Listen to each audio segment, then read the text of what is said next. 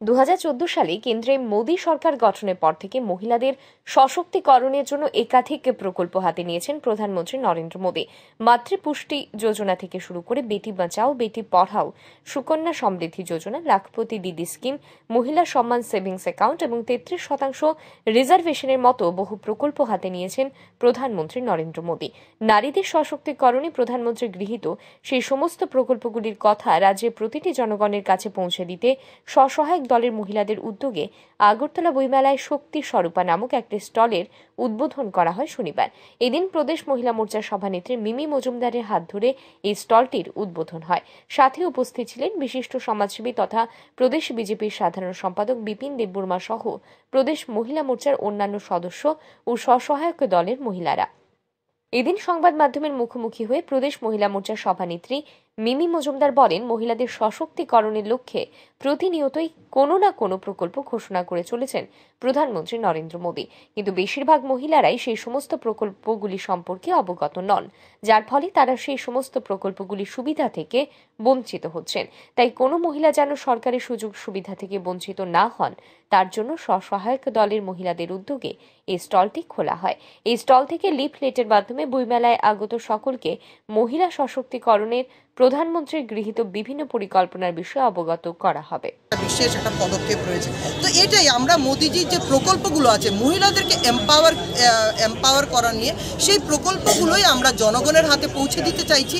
কেননা মানুষও জানুক যে কত রকমের প্রকল্প। অনেকে আমরা দেখা যাচ্ছে মোদিজি প্রত্যেক দিন কোনো নতুন কিছু উনি দিয়ে যাচ্ছেন, কিন্তু মহিলারা কিন্তু সেই জায়গাতে কিন্তু বা অনেক জনগণরাই সেটা জানতে পারছেন না। তো আমরা লিফলেটের মাধ্যমে আমরা ভেবেছি যে এই যে স্কিমসগুলো, ওনার যে এই সুন্দর পদক্ষেপগুলো, আমাদের প্রধানমন্ত্রীজির এই পদক্ষেপগুলো যদি আমরা সাধারণ মানুষের কাছে এই বইমেলার মতো একটা সুন্দর একটা পরিকাঠামোতে যদি আমরা মানুষের হাতে উঠিয়ে দিতে পারি, সবাই জানতে পারলো এবং এই স্কিমসগুলোর থেকে ওরা বিশালভাবে লাভও নিতে পারলো। কেননা যেমন পুষ্টি যোজনা আমরা অনেকে শুনি, কিন্তু এটার কি ব্যাপার সেটা কিন্তু আমরা জানি না।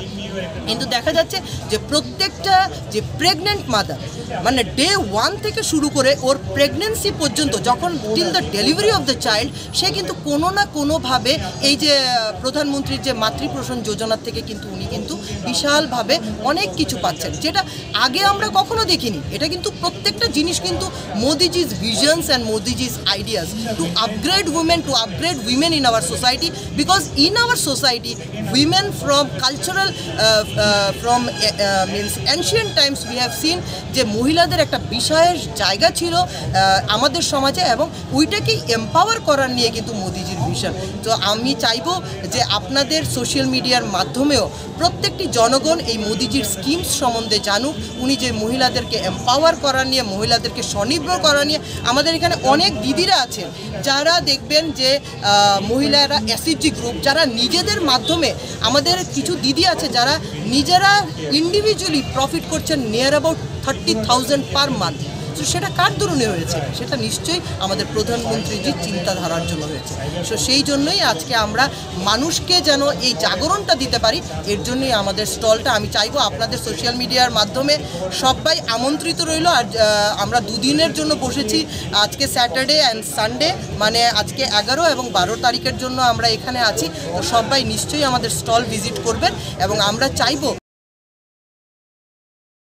11 এবং 12 জানুয়ারি 2 দিন খোলা থাকবে এই স্টলটি। সমস্ত রাজ্যবাসীকে এই স্টলটি পরিদর্শন করে প্রধানমন্ত্রীর বিভিন্ন পরিকল্পনা সম্পর্কে জানতে এবং সেগুলির সুবিধা গ্রহণ করতে আহ্বান জানান প্রদেশ মহিলা মোর্চার সভানেত্রী মিমি মজুমদার। ব্যুরো রিপোর্ট, আর ই নিউজ।